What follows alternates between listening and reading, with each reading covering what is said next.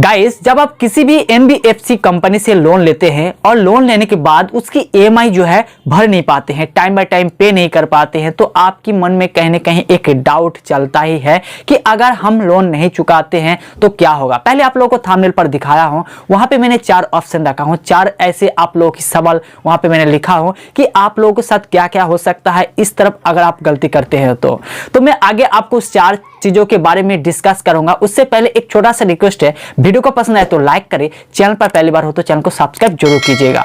सबसे पहले बात कर लेते हैं कि जब भी आप किसी भी कंपनी से लोन लेते हैं तो यही सोच के लेते हैं कि लोन जब ले रहा हूं टाइम बाय टाइम पे कर दूंगा। कोई ऐसे नहीं सोचता है कि मैं लोन लेके भाग जाऊंगा, लोन लेके मैं पे नहीं करूंगा। लेकिन कुछ ऐसे हालात और ऐसे टाइम आने पर आपकी समय जो है साथ नहीं देता है और इस समय साथ ना देने के कारण आप अपना जो ड्यू अमाउंट है, जो ईएमआई है, उसको भरने में असमर्थ रह जाते हैं। तो इसके लिए हमें जो चिंता हो जाती है कि अगर हम 1 महीने किस्ती को ड्यू कर देते हैं तो क्या होगा, अगर 2 महीने कर देते क्या होगा, अगर ऐसे सिचुएशन आए कि 6 महीने साल भर तक कोई भी जुगाड़ नहीं बन पाता है उस ईएमआई को भरने के लिए, तो उस मामले में हमारा साथ क्या होने वाले हैं। सबसे पहले हम बात करेंगे अगर लोन हम नहीं चुकाते हैं तो क्या होगा। इस बात की जानकारी के लिए बता दूं कि सबसे पहले आपकी जो नुकसान होने वाला है वो नुकसान है कि आपका सिविल स्कोर के ऊपर बड़ा इफेक्ट पड़ेगा। चाहे आप 1 दिन लेट करते हैं, चाहे 2 दिन लेट करते हैं, चाहे 1 साल लेट करते हैं, आप जब भी उस ऐप को ओपन करेंगे तो आपके सामने आपका जो ड्यू कितना दिन हुआ है इसको देखने को मिल जाएगा। उसके साथ ही साथ आप अगर किसी भी एप्लीकेशन में जाके अपना सिविल स्कोर को चेक करते हैं तो सिविल स्कोर एकदम से नीचे की तरफ चला जाएगा। तो इस मामले में आपका जो नुकसान होगा बहुत ही नुकसान होगा। आप कभी भी उसको ठीक नहीं कर पाएंगे जब तक उस ड्यू पेमेंट को पूरा नहीं कर पाते हैं।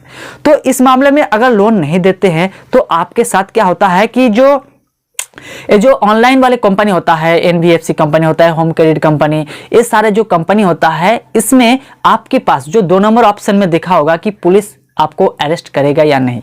तो इस मामले में आपकी जानकारी के लिए बता दूं कि इस मामले में आपको आपके घर पर पुलिस नहीं आएगा। आपकी जो पार्टी होता है, आपकी जो रिकवरी एजेंट होता है वो आपको बार बार परेशान करेगा। उसके बाद क्या होता है कि जो कंपनी होता है, कंपनी की तरफ से जो रिकवरी एजेंट रहता है ये तो परेशान हो चुका है, उसके बाद किसी एक वकील को, किसी एक मतलब ऐसे रिकवरी एजेंट को पास दे देते हैं जो थर्ड पार्टी होते हैं, उसके पास आपकी केस को भेज दिया जाता है। उसको कहा जाता है कि इस पार्टी से हम तो नहीं निकाल पा रहे हैं, अगर आप इस पार्टी से इस पैसा को निकालवा पाएंगे तो आपको इतना % दे दिया जाएगा।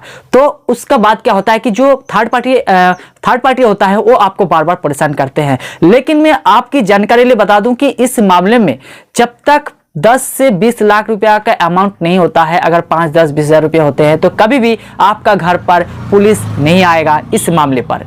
तो इस मामले को लेकर आप टेंशन बेफिक्र रहें। उसके बाद देखें विल फॉर डिफॉल्टर, यानी जब उसका पास ऐसे लगेगा कि उसका जानकारी के हिसाब से लगेगा कि आपके पास पैसा है, आपका बैंक अकाउंट में पैसा है, आप कहीं भी पैसा इन्वेस्ट करते हैं, तो जब भी लोन लेते हैं ना, लोन लेते वक्त आपका जो पैन कार्ड होता है उस पैन कार्ड से बहुत सारी जुड़ी ऐसे आपको डिटेल्स उन लोगों को मिल जाता है और जिस कारण उस डिटेल्स मिलने के कारण उनको पता लग जाता है कि आप कहां कहां इन्वेस्ट कर रहे हैं। यानी टोटल मिलाकर उन्होंने ट्रैक कर लेते हैं कि आप के पास पैसा है और पैसा दे नहीं रहा है।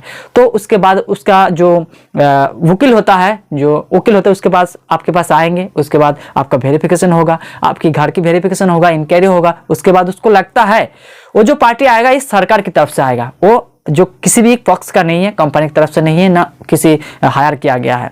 तो इस मामले में क्या होता है कि वो जब रिपोर्ट दे देगा कि इस बंदे के पास वाकई देने के लिए कोई भी पैसा नहीं है, तो आपकी जो है रिटर्न ऑफ की एक ऑप्शन डाल देगा। अगर आपके पास पैसा है तो आपके लिए जो जब भी आप लोन लेंगे तब आपको दिखाई देगा कि विल फॉर डिफॉल्टर, इसका मतलब है आपके पास पैसा है, पैसा नहीं दे रहा है, और रिटर्न ऑफ का मतलब आपके पास पैसा नहीं है। तो यहाँ पे इस मामले में आप जब भी चाहे इसको क्लोज कर सकते हैं, आपके ऊपर कोई भी दबाव नहीं देता है। तो अगर आप इस लोन को लेकर गलती कर रहे हैं तो मैं आपको सजेस्ट करूंगा कि जितना हो सके इसको पूरा करने की कोशिश करें। चाहे आप 1 साल से नहीं बल्कि 10 साल से भी आप पूरा करने की कोशिश करें। इसका जितना अमाउंट छूटेगा उतना ही आपके लिए भारी पड़ जाएगा, आप भविष्य में कहीं भी लोन लेने के लिए लायक नहीं रहेंगे। तो इसीलिए दोस्तों हर बार कहता हूं कि अगर लोन लेना है तो तभी ले जब आपका दिन का क्षमता रहे। चलिए वीडियो को कहीं भी पसंद आए तो लाइक करें, चैनल पर पहली बार हो तो चैनल को सब्सक्राइब करके ऑल नोटिफिकेशन बेल को जरूर दबा दीजिएगा। चलिए तब तक के लिए जय हिंद, जय भारत।